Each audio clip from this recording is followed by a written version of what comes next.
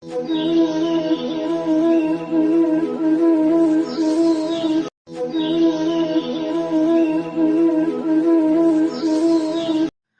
All, ಎಲ್ಲರೂ ಹೇಗಿದ್ದೀರಾ? ನಾನು ಕೂಡ ಚೆನ್ನಾಗಿದ್ದೀನಿ. ನೀವು ಕೂಡ ಚೆನ್ನಾಗಿದ್ದೀರಾ ಅಂತ ಅಂದ್ಕೊಳ್ತಾ, ನಾನು ನಿಮ್ಮ ಕನ್ನಡತಿ ಫ್ರೆಂಡ್ಸ್ ಮಾತಾಡ್ತಿರೋದು. ನಾನು ಇವತ್ತೊಂದು ನಿಮಗೆ ರೆಸಿಪಿ ತೋರಿಸೋಣ ಅಂತ ಬಂದಿದ್ದೀನಿ. ಅದೇನು ರೆಸಿಪಿ ಅಂದರೆ ಬೆಣ್ಣೆ ಬಿಸ್ಕೆಟು. ಬೆಣ್ಣೆ ಬಿಸ್ಕೆಟ್ನ ನಾವು ಹೊರಗಡೆ ಬೇಕ್ರಿಲೆಲ್ಲ ತೊಗೊಳ್ಳಿ ತಿಂತೀವಲ್ಲ, ಸೊ ಅದೆಲ್ಲ ಅಷ್ಟು ಹೆಲ್ದಿ, ಹೈಜಿನಿಕ್ ಆಗಿರಲ್ಲ. ನಾವು ಮನೇಲೇ ಮಾಡ್ಕೊಳ್ಳೋದ್ರಿಂದ ಹೈಜಿನಿಕ್ ಮತ್ತು ಹೆಲ್ದಿಯಾಗಿರುತ್ತೆ. ಈಸಿಯಾಗಿ ಕ್ವಿಕ್ಕಾಗಿ ಮಾಡ್ಕೊಳ್ಬೋದು. ಅದಕ್ಕೆ ನಿಮಗೂ ತೋರಿಸ್ತಾ ಇದ್ದೀನಿ. ಇದನ್ನು ಟೀ ಟೈಮ್ ಸ್ನ್ಯಾಕ್ಸ್ ಆಗಿ ಮಕ್ಕಳಿಗೆ ಲಂಚ್ ಬಾಕ್ಸಿಗೆ, ಸ್ನ್ಯಾಕ್ಸ್ ಬಾಕ್ಸಿಗೆಲ್ಲ ಹಾಕ್ಬೋದಲ್ವಾ? ಸೊ ಬನ್ನಿ ಹೇಗೆ ಮಾಡೋದಂತ ನೋಡ್ಕೊಳ್ಳೋಣ. 2 ಬೌಲಷ್ಟು ಮೈದಾ ಹಿಟ್ಟು ತೊಗೊಂಡಿದ್ದೆ, 2 ಬೌಲು. ಇದು ಒಂದು ಬೌಲ್ ಇವಾಗ ಹಾಕ್ಕೊಂಡು ಜರಡಿ ಮಾಡ್ಕೊಳ್ತಾ ಇದ್ದೀನಿ. ಜರಡಿ ಏನಕ್ಕೆ ಮಾಡ್ಕೊಳ್ತಾ ಇದ್ದೀನಿ ಅಂದರೆ, ಜರಡಿ ಮಾಡ್ಕೊಳ್ಳೋದ್ರಿಂದ ಲಮ್ಸ್ ಎಲ್ಲ ಇದು ನೀಟಾಗಿ ಕರ್ಗೋಗುತ್ತೆ. ಲಮ್ಸ್ ಮಧ್ಯೆ ಮಧ್ಯೆ ಇದ್ದರೆ ಅದು ಗಂಟಾಗಿ ಸಿಗುತ್ತೆ, ನೀಟಾಗಿ ಕಲಿಸ್ಕೊಳಕ್ಕಾಗಲ್ಲ. ಮತ್ತೊಂದು ಬೌಲಷ್ಟು ಮೈದಾ ಹಿಟ್ಟನ್ನ ತೊಗೊಂಡು ಮತ್ತೆ ಸೇಮ್ ಪ್ರೊಸೀಜರು ಜರಡಿ ಮಾಡ್ಕೊಳ್ತಾ ಇದ್ದೀನಿ. ಜರಡಿ ಮಾಡ್ಕೊಳ್ಳೋದ್ರಿಂದ ತುಂಬ ಚೆನ್ನಾಗಿರುತ್ತಲ್ವ. ಸೊ ಅದ್ರ ಲಮ್ಸ್ ಎಲ್ಲ ಇರೋದೆಲ್ಲ ಇದಾಗ್ಬಿಡುತ್ತೆ, ಕರಗ್ಬಿಡುತ್ತೆ. ಈಸಿಯಾಗಿ ನಾವು ಹಿಟ್ಟನ್ನು ಕಲಿಸ್ಕೊಳ್ಬೋದು. ನೋಡ್ತಿರ್ಬೋದು ನಾನು ಜರಡಿ ಮಾಡ್ಕೊಳ್ತಾ ಇದ್ದೀನಿ. ಹಿಟ್ಟಲ್ಲಿ ಲಮ್ಸ್ ಏನೂ ಸಿಗಲ್ಲ, ಬಟ್ ನಾವು ಹಾಗೆ ಹಾಕೋದ್ರಿಂದ ಲಮ್ಸ್ ಸಿಗುತ್ತೆ, ಅದಕ್ಕೋಸ್ಕರ ಹಾಕ್ತಾಯಿದ್ದೀನಿ. ಅಂದರೆ ಗಂಟುಗಳಾಗಿ ಸಿಗುತ್ತಲ್ಲ ಅದಕ್ಕೆ. ಇದು 1 ಬೌಲಷ್ಟು ಸಕ್ಕರೆ ಪುಡಿನ ನಾನು ಪುಡಿ ಮಾಡಿ ಇಟ್ಕೊಂಡಿದ್ದೆ ಸಕ್ಕರೆನ. ಸೊ ಅದನ್ನು ಅಷ್ಟೇ, ಅದನ್ನು ಜರಡಿ ಮಾಡ್ಕೊಳ್ತೀನಿ. ಅದು ಸಕ್ಕರೆ ಸಿಗಬಾರ್ದಲ್ವಾ. ಪೌಡ್ರ್ ಅಂದರೆ ಫೈನ್ ಪೌಡ್ರ್ ಆಗಿರಬೇಕು, ಅದಕ್ಕೋಸ್ಕರ ಸಕ್ಕರೆನ ಪುಡಿ ಮಾಡಿ ಇಟ್ಕೊಂಡಿದ್ದೆ, ಅದನ್ನು ಕೂಡ ಹಾಕ್ತಾಯಿದ್ದೀನಿ. ಇವಾಗ ಇದು 3 ಸೇರಿಸಿ ನೀಟಾಗಿ ಮಿಕ್ಸ್ ಮಾಡ್ಕೋಬೇಕು. ಮಿಕ್ಸ್ ಮಾಡ್ಕೊಳ್ಳೋದ್ರಿಂದ ಸಕ್ಕರೆ ಮತ್ತು ಮೈದಾ ಹಿಟ್ಟು ಎರಡನ್ನೂ ನೀಟಾಗಿ ಒಂದು ಕಡೆ ಸಪ್ರೇಟ್ ಆಗುತ್ತೆ. ಸೊ ನಾವು ಮಿಕ್ಸ್ ಮಾಡ್ಕೊಳ್ಳೋದ್ರಿಂದ ನೀಟಾಗಿ ಮಿಕ್ಸ್ ಆಗಿ ಬಿಸ್ಕೆಟು ಒಂದೇ ಹದವಾಗಿ ಚೆನ್ನಾಗಿ ಬರುತ್ತೆ. ಅದಕ್ಕೋಸ್ಕರ ನೀಟಾಗಿ ಮಿಕ್ಸ್ ಮಾಡ್ಕೊಳ್ಬೇಕು ಫಸ್ಟು. ಈ ಮಿಕ್ಸ್ ಮಾಡ್ಕೊಂಡಿರೋಂಥ ಮೈದಾ ಹಿಟ್ಟು ಏನಿತ್ತು ಅದಕ್ಕೆ 1 ಬೌಲಷ್ಟು ಕೋಕೋನಟ್ ಪೌಡ್ರ್ ಹಾಕ್ಕೊಳ್ತಾ ಇದ್ದೀನಿ. ಕೋಕೋನಟ್ ಪೌಡ್ರು ತುರಿ ಬರುತ್ತಲ್ಲ, ಕೋಕೋನಟ್ ತುರಿ, ಕಾಯಿ ತುರಿ, ಕೊಬ್ಬರಿ ತುರಿ, ಅದನ್ನು ಹಾಕ್ಕೊಳ್ತಾ ಇದ್ದೀನಿ. ನೋಡ್ತಿರ್ಬೋದು ನೀವು. ಅದನ್ನು ಹಾಕಿ ಅದನ್ನು ಕೂಡ ನೀಟಾಗಿ ಮಿಕ್ಸ್ ಮಾಡ್ಕೊಳ್ತಾ ಇದ್ದೀನಿ. ಈ ಮಿಕ್ಸ್ ಮಾಡ್ಕೊಳ್ಳೋದ್ರಿಂದ ಕೋಕೋನಟ್ ಕೂಡ ಎಲ್ಲ ಕಡೆ ಸ್ಪ್ರೆಡ್ ಆಗುತ್ತೆ.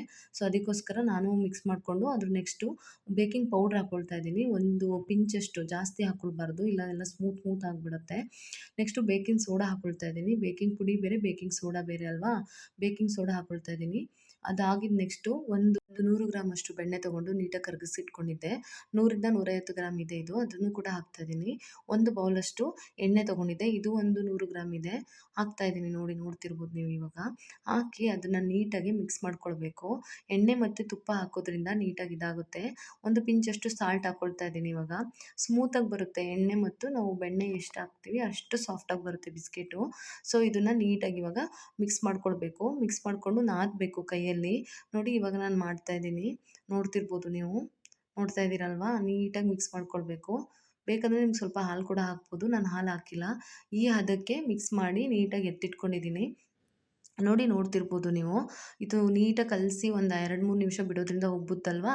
ಅದಾಗಿದ್ದು ನೆಕ್ಸ್ಟು ಒಂದು ಚಿಕ್ಕ ಉಂಡೆಗಳಾಗಿ ಮಾಡಿಕೊಂಡು, ನಾವು ಬಿಸ್ಕೆಟ್ ಯಾವ ಶೇಪಲ್ಲಿರುತ್ತೆ ನಮ್ಗೆ ಗೊತ್ತಿರುತ್ತೆ, ನಾವು ಬೇಕ್ರಿಲೆಲ್ಲ ತಿಂತೀವಲ್ವಾ.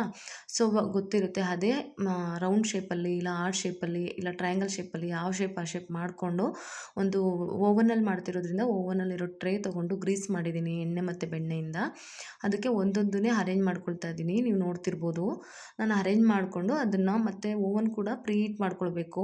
ನಾನು 180 ಡಿಗ್ರಿ ಸೆಲ್ಸಿಯಸ್ ಟೆಂಪ್ರೇಚರ್ ಇಟ್ಕೊಂಡು 30 ಮಿನಿಟ್ಸ್ ಪ್ರೀ ಹೀಟ್ ಮಾಡಿದ್ದೆ. ಇವಾಗ ಓವನಲ್ಲಿ ಇಡ್ತಾ ಇದ್ದೀನಿ, ನೀವು ನೋಡ್ತಿರ್ಬೋದು.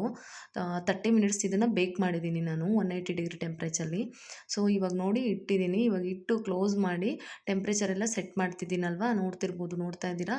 ಇದನ್ನು 30 ಮಿನಿಟ್ಸ್ ನಾವು ನೀಟಾಗಿ ಬೇಕ್ ಮಾಡಬೇಕು. ನೀಟಾಗಿ ಬೇಕ್ ಮಾಡಿದ್ರೆ ಅದು ಎಲ್ಲ ನೀಟಾಗಿದೆ. ನೋಡಿ ಇವಾಗ ನಾನು ತೋರಿಸ್ತಾ ಇದ್ದೀನಿ, ಇದು ಬೇಕ್ ಆಗ್ತಾ ಇದೆ. 30 ಮಿನಿಟ್ಸ್ ನೀಟಾಗಿ ಬೇಕ್ ಆಗಬೇಕು, ಇಲ್ಲಾಂದರೆ ಚೆನ್ನಾಗಿರಲ್ಲ, ಹಸಿ ಅನಿಸುತ್ತಲ್ವ. ಸೊ ನಾನು 30 ಮಿನಿಟ್ಸ್ ಬೇಕ್ ಮಾಡ್ಕೊಳ್ತಾ ಇದ್ದೀನಿ 180 ಡಿಗ್ರಿ ಟೆಂಪ್ರೇಚರಲ್ಲಿ. ನೋಡ್ತಿರ್ಬೋದು.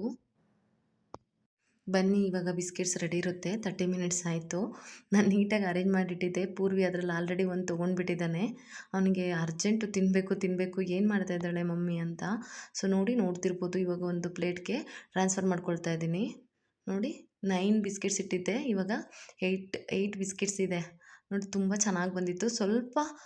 ಇನ್ನೂ ಸ್ವಲ್ಪ ಮೆತ್ತಗೆ ಬಂದಿರೋ ಚೆನ್ನಾಗಿರ್ತಿತ್ತು ಏನೋ. ನಮಗಿದೆ ಹದವಾಗಿ ಸಾಕು. ನನಗಿಷ್ಟ ಈ ಥರ ಕ್ರಿಸ್ಪಿಯಾಗಿ ಇದ್ದರೆ. ತುಂಬ ಮೆದು ಇದ್ದರೆ ಅದು ಚೆನ್ನಾಗಿ ಅನಿಸಲ್ಲ ಟೀ ಟೈಮಲ್ಲೆಲ್ಲ ತಿನ್ನೋಕ್ಕೆ. ಮಕ್ಳಿಗೆ ಕೂಡ ಹಾಕಳ್ಸೋಕ್ಕೆ ಚೆನ್ನಾಗಿ ಅನಿಸಲ್ಲ, ಕಲಿಸ್ಕೊಂಡ್ಬಿಡುತ್ತೆ. ತುಂಬ ಚೆನ್ನಾಗಿ ಬಂದಿತ್ತು. ಈ ವಿಡಿಯೋ ನಿಮಗೆ ಇಷ್ಟ ಆಗಿದರೆ ಲೈಕ್ ಮಾಡಿ, ಶೇರ್ ಮಾಡಿ, ಸಪೋರ್ಟ್ ಮಾಡಿ. ವೀಡಿಯೋಸ್ನ ನೋಡ್ತಾ ಇರಿ. ನಾನು ನೆಕ್ಸ್ಟ್ ವಿಡಿಯೋದಲ್ಲಿ ಸಿಗ್ತೀನಿ. Thank you. Bye friends.